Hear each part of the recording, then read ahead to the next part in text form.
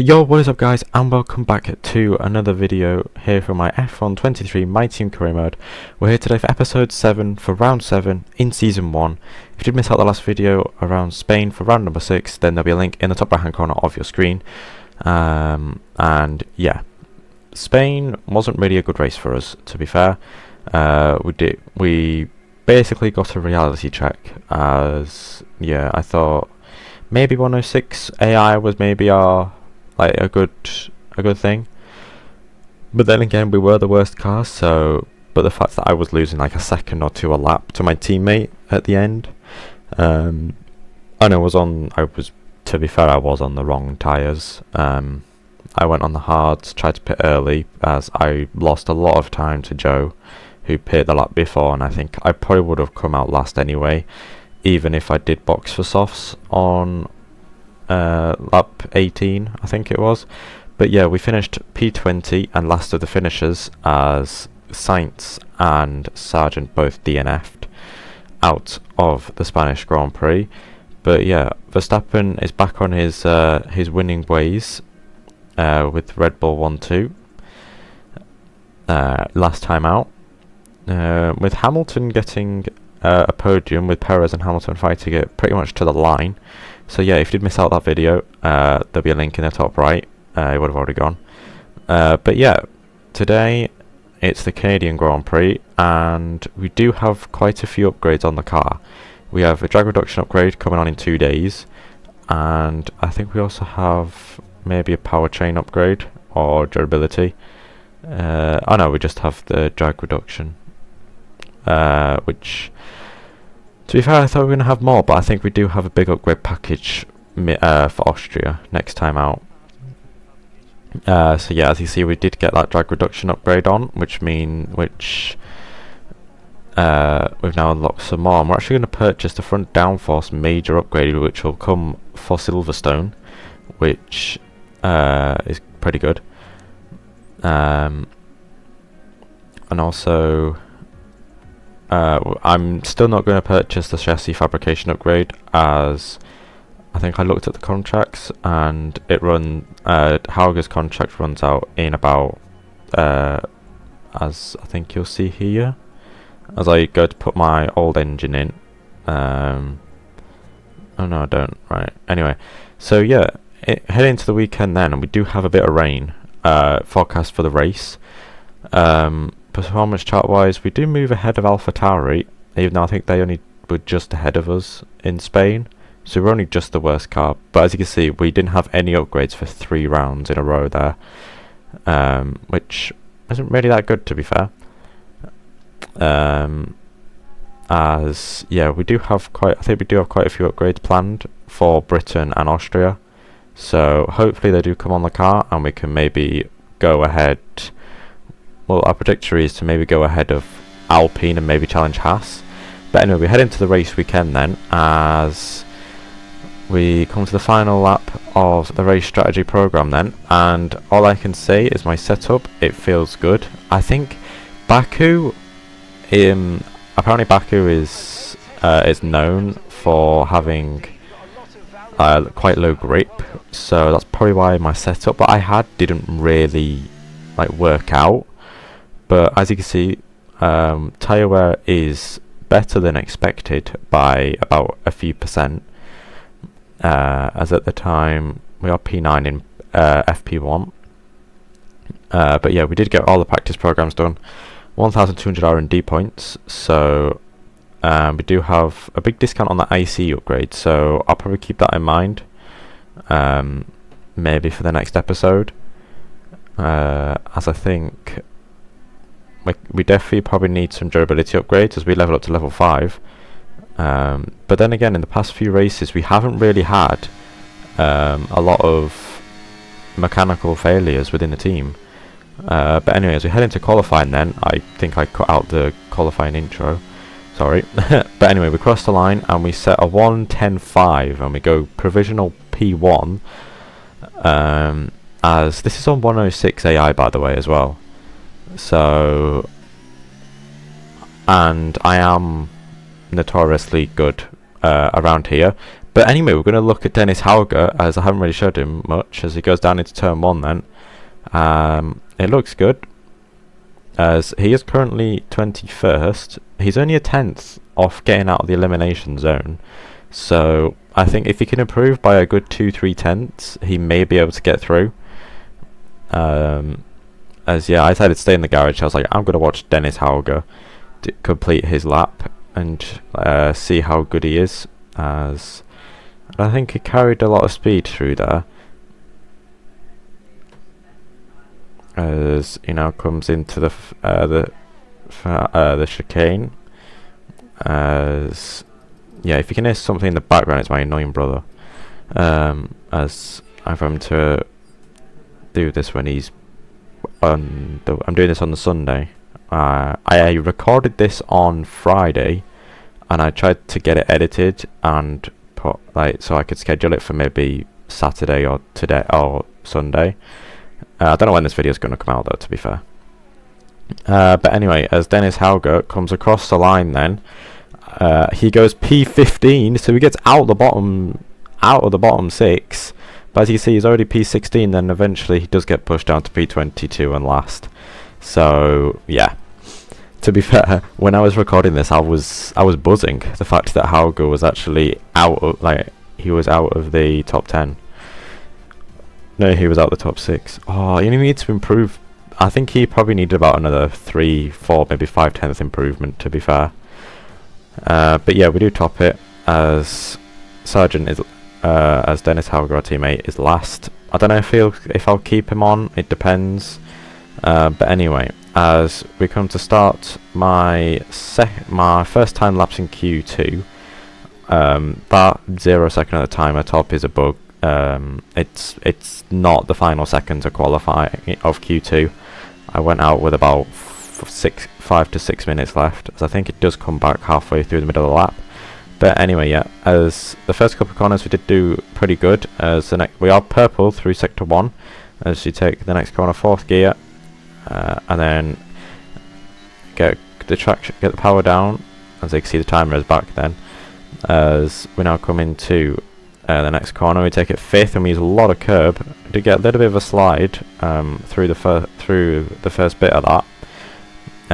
As we're on your 10th off Charles Leclerc in the middle sector. So the first sector, it's mainly corners. So, and I'm running a slightly higher downforce setup compared to the AI. So I think I'm gonna struggle a little bit in sector 2 and sector 3. But anyway, we send it over the chicane and up to line, and it's going to be a 1 minute 10.2, and we go P1 by 15 thousandths of a second to Carlos Sainz.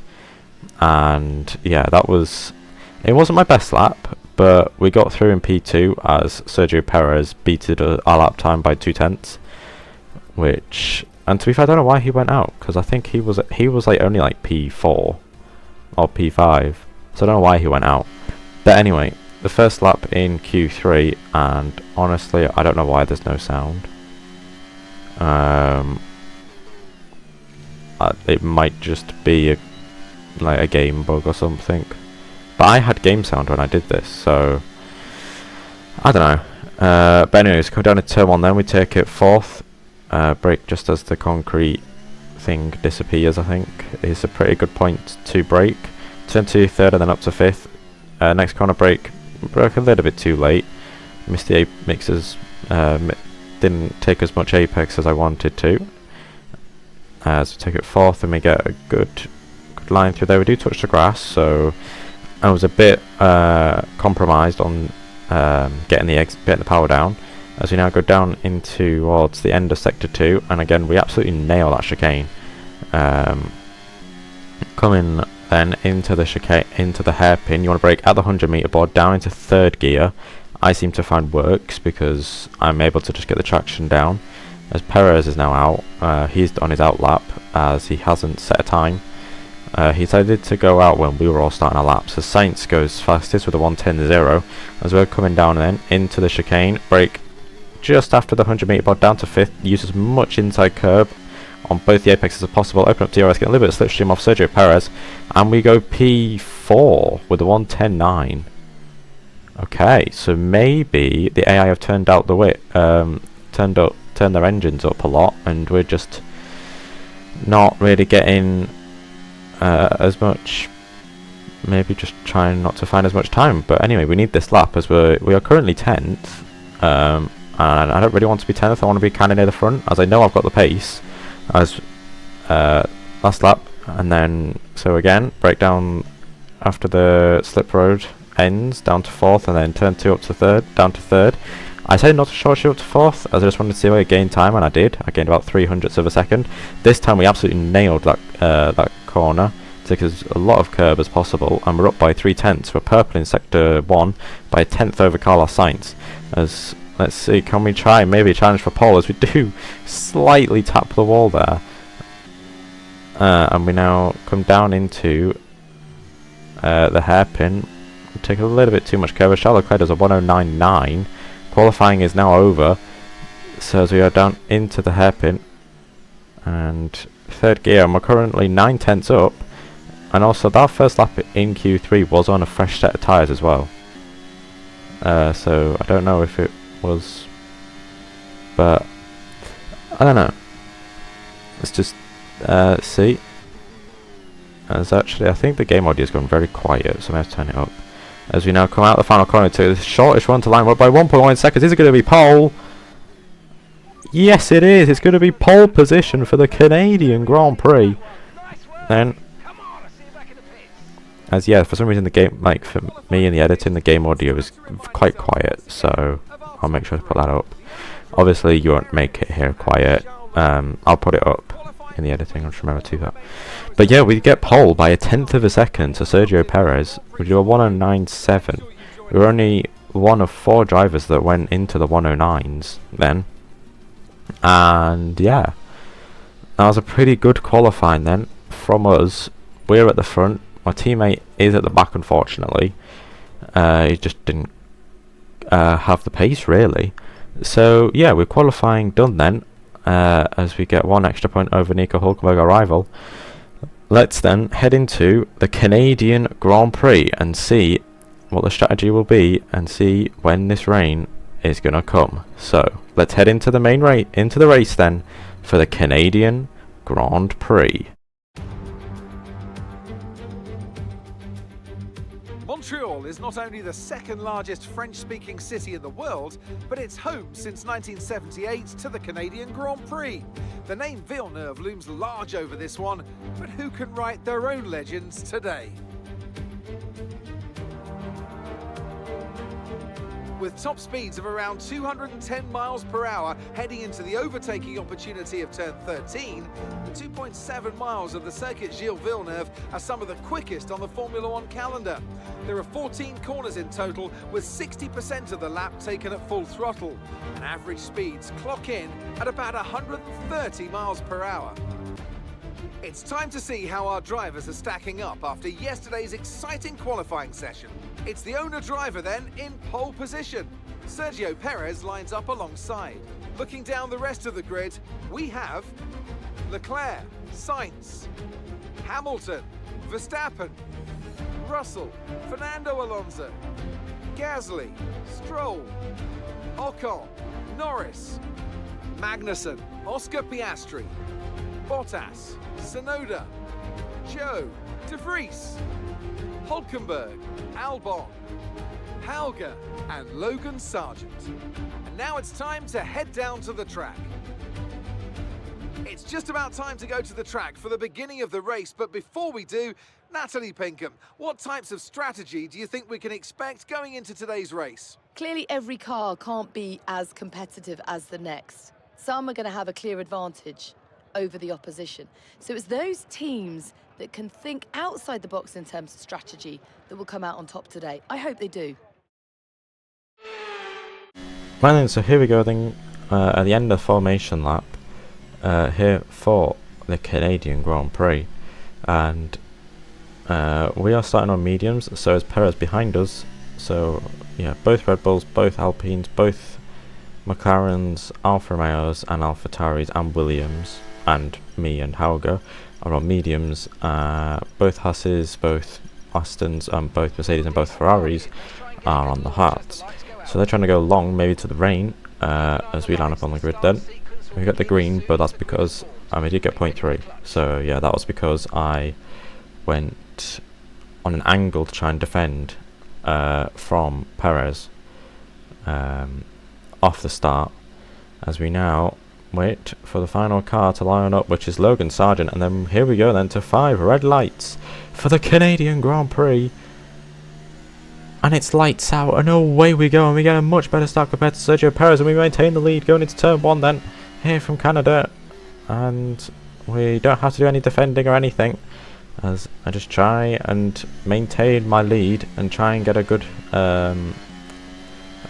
gap over Perez and Leclerc, as we are both on the mediums, so we are going to get better starts than the Ferraris behind on hards, the Ferraris and Mercedes even, as we now go through to, I don't know what turn this is, but as we head into sector 2 then, Sergio Perez maybe going to have a look round the outside, maybe into the chicane, but we squeeze him out and we make sure we leave him enough room to go a little bit wide, just so that we can check tyre temps, and Sergio Perez gets through, going into the hairpin. We're going to send it back down the inside, and we do get the move done, and we're back up into the lead then of this Canadian Grand Prix, as we come then down into the final chicane to end lap 1, to end the first of 35 laps. It's another 30+ lap race here today from Canada, as we absolutely send it through the final chicane just to try and gap Perez. As you can see, we do lead by Perez by only 0.3 of a second,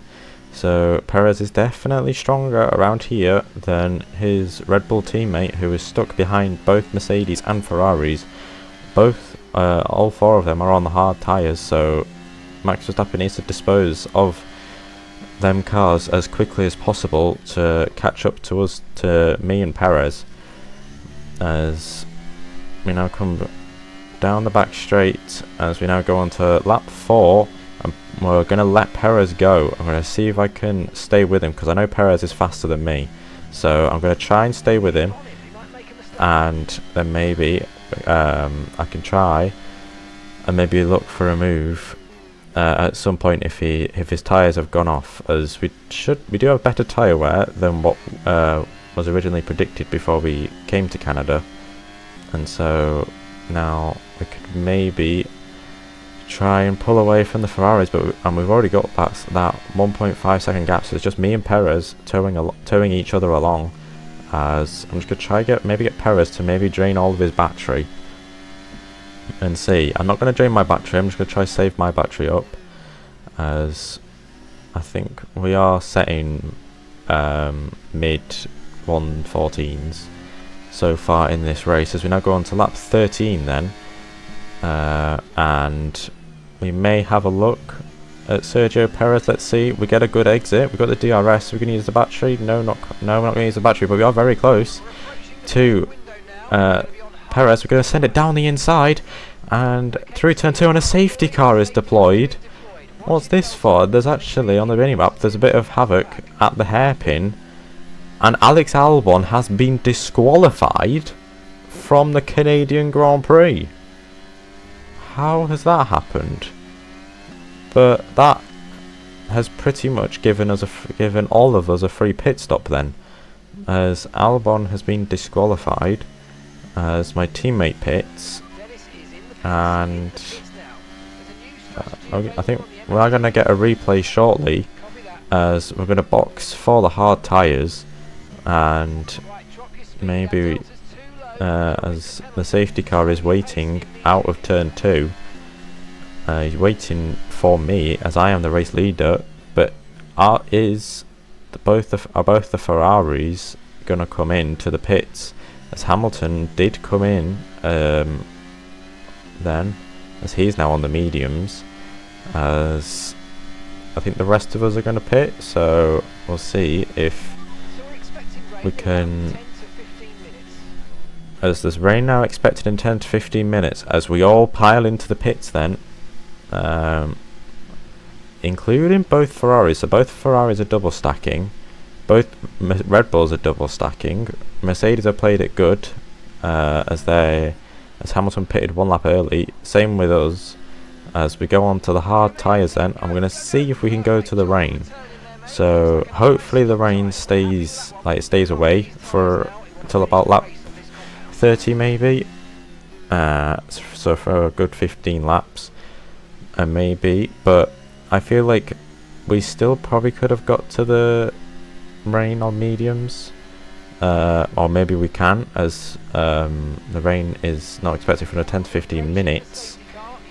As we are now going to get a replay then of what happened, as Alex Albon into the hairpin is behind Zhou Guanyu, but not for much longer, as he loops it round at the hairpin, and actually it causes chaos, and that's what caused the safety car, as my teammate gets through, and then at this point Albon has been disqualified, and so his AI is being AI controlled, and as you can see, he just oh my god he just made Williams' day even worse. Just like, nope, I'm just going to completely write off the car even though I've been disqualified. So yeah, as lap 16 then, the safety car is going to come in, as we're going to lead, the train. We can maintain the pace, and I go to an absolute crawling pace, as I've got temperature in my tyres. I've got good temperature in my tyres. I'm going to try and go early.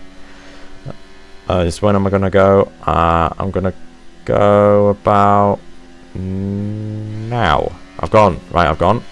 I've legged it. It's literally that meme. As now we've got Leclerc behind us, actually, as Leclerc jumped Sergio Perez, so we've got Leclerc on the fast medium tyres, gonna come maybe hunt us down, as we are on the hards, but we have got the gap though, so the gap is 7/10 of a second, 8/10 of a second, so we definitely dropped the AI of Charles Leclerc, as the gap is now pretty much a second, as we nearly come to the end of sector 1. But Leclerc got the gap back down to 8/10, so he's definitely got his tyres up to temperature. But I thought I had my tyres up to temperature. But obviously the grip that Leclerc has in this on his medium tyres compared to my hard tyres still not quite up to optimum temperature. As we come into the hairpin, as you can see, Leclerc is now just half a second behind, as we now come into the hairpin, and we're going to see, can we get a good exit, as Fernando Alonso actually nicked my fastest lap off me, as I'm trying to get that back. We go purple sector 1, purple sector 2, and we're just draining the battery, seeing if we can stay ahead of Charles Leclerc, and maybe we can let him go on this lap, on the next lap, as there's 5 minutes until rain.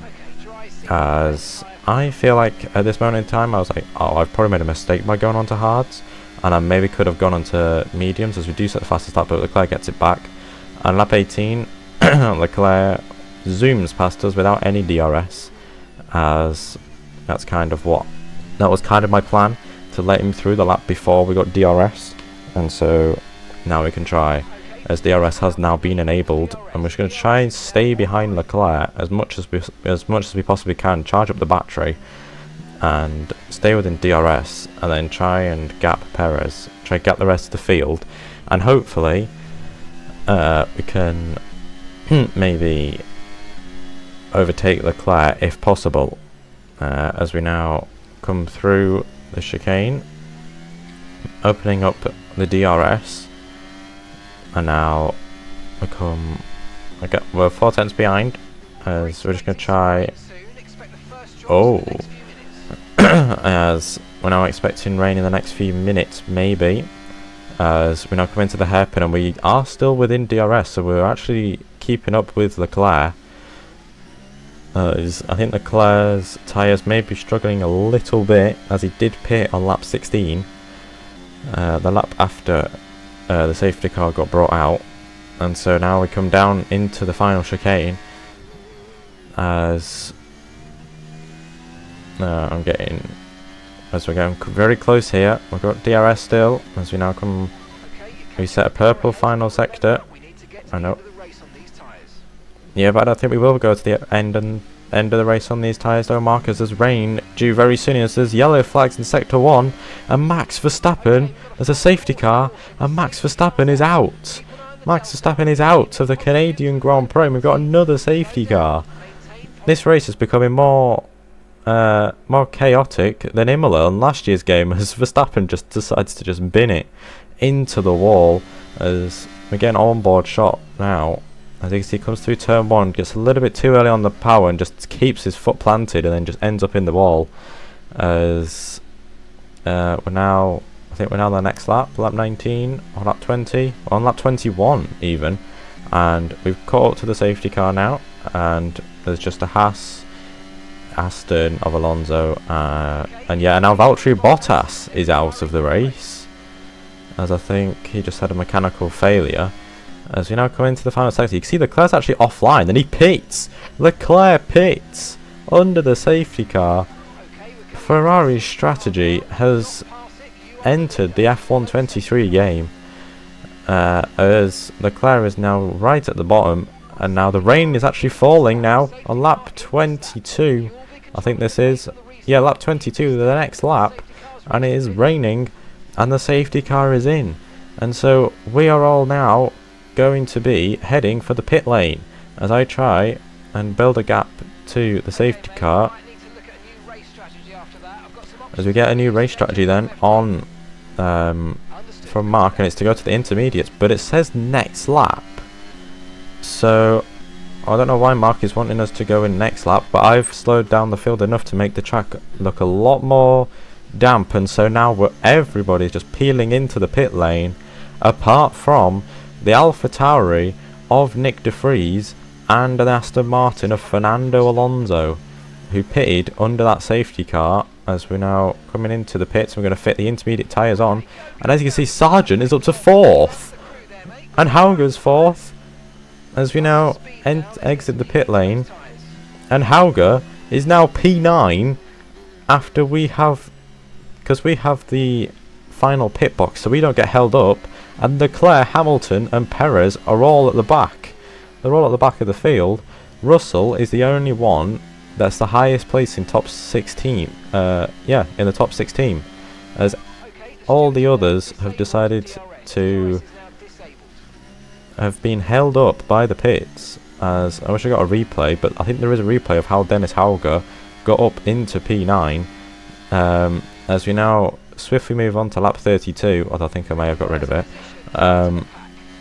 as we're now checking the weather report, and 5 or 10 more minutes of rain, but that's too long for us to maybe think about going back onto the drives before the end of the race, as we had a big tank slapper. And as you can see, Hauger is now P7 after De Vries and Alonso both pitted, and they came out P13 and P15 respectively. So they're both still ahead of Hamilton and Leclerc. As Norris, I think, I think he had a little whoopsie or something earlier on I didn't pick up. But as lap 33, and we have only 3 laps to go.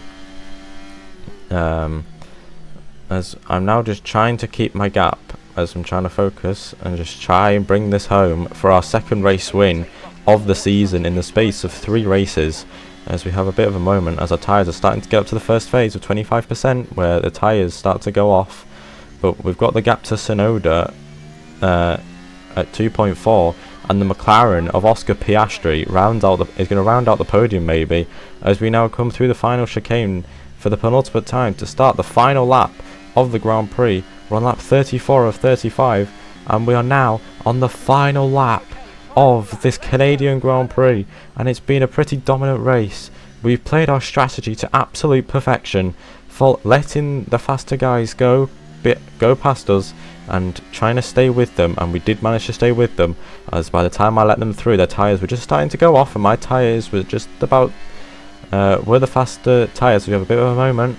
I'm literally like, just don't bin it, just do not bin it, as we now come into the final sector for the final time, and we've got the gap up to 4 seconds now, as Oscar Piastri is gonna maybe, and Yuki Tsunoda are both maybe going to receive their first F1 podium in F1, and it's going to be a mixed conditioned Canadian Grand Prix where we played the strategy absolutely perfect, even with the weather and leading under the safety car, and just trying to keep the people in P2, such as Leclerc, who decided to pit under that safety car on lap 22. That had pretty much ruined his race. But we are going to come through the final couple of corners now, and we're going to win another Grand Prix. We're going to win the Canadian Grand Prix. It's win 2 out of 3 races. We've won 2 out of the 3 races in this season so far, with a pretty terrible result last time out in Spain, and we've brought it back to finish P1 in Canada. That's going to definitely boost our morale and our performance maybe into the next couple of races, but let's find out then as the podium celebrations begin. Flawless performance here then, and a commanding victory. So Natalie, what do you think helped them deliver this result? Quite simply, a driver is nothing without the team behind them. So, a deserved winner, but we do have to give a shout out to the team in the pit lane and back at the factory. Very much a collaborative process.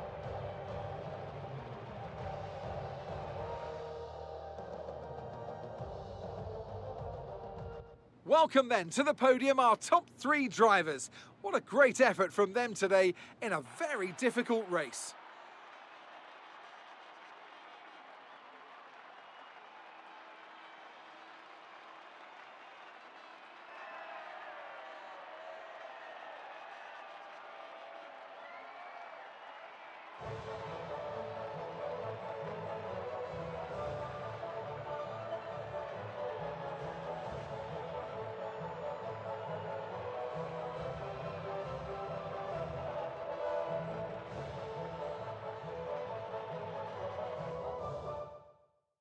Let's see how the driver standings have changed.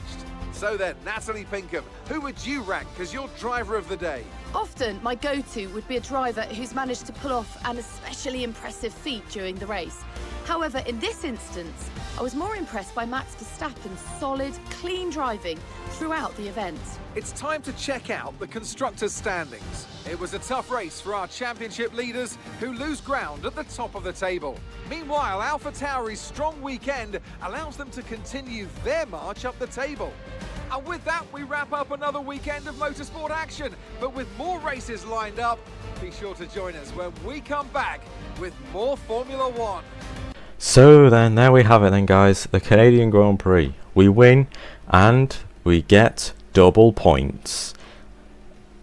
It's literally like, what an absolute race. That race was just absolute carnage. Dennis Hauger went from the last row of the grid to finish in the points after a bonkers strategy from Leclerc and basically just the double stack just not working and getting held up maybe in the pits, which kind of thingy. But yeah, we win with Tsunoda and Piastri on the podium. Yeah, as you see, there are the final race results. I don't know why Alex Albon got DNF, because I went into race direction, he got disqualified, but then he also got DNF because he terminally damaged, which is what we saw. So yeah, at the time I thought, okay, but yeah, Bottas got mechanical failure, he got disqualified for going the wrong way. So yeah, standings wise, we are 6th place. Verstappen's gap at the front has closed to within a race win for Sergio Perez. So if Perez wins the next race and Verstappen scores no points, then Perez will take the lead of the championship. But both Red Bulls didn't score a point, neither did both Ferraris. Only the Mercedes of Russell scored points in that race from the big teams, as we are 5th, I think we're 5th in the constructors still. But yeah, that race was absolutely immaculate. And as you can see, we were 2 seconds faster a lap in the dry. Like my best lap was 2 seconds a lap faster than the rest of the top 10. Like, literally. But yeah, as I now view the highlights as for some reason. But yeah, this is what happened with Dennis Hauger and how he got up to P9 at the time. As you see, De Vries got had to stay out, so did Alonso, and as you can see, Perez just keeps getting held up, and the Mercedes actually got held up by double stack of Alpine, who got held up by double stack of McLaren. But I left the pit box, and actually Dennis Hauger didn't really get held behind me for a while, for that long, to be fair. So yeah, that's how Dennis Hauger got to P9, which then eventually went up to P7, as De Vries and Alonso pit the lap after. So yeah, rivalry 24 to 27. I feel like we may have just lost it, as we are nearly level 6, which is good. And as a team now, we are level 10, which means we can sign another secondary sponsor, which I think I'm going to do.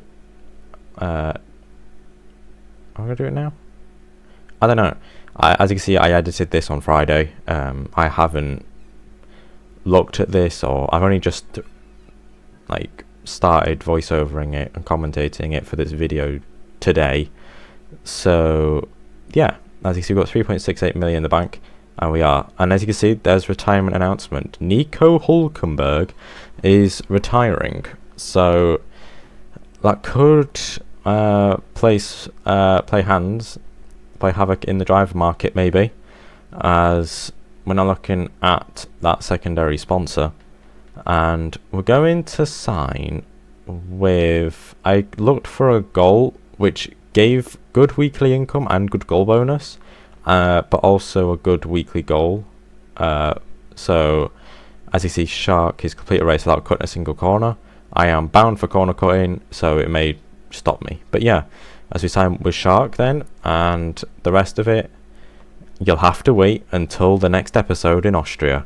So yeah, if you have enjoyed this video, then yeah, that Canada race was just ballistic, with Alex Albon getting disqualified and then crashing because he just decided to have enough.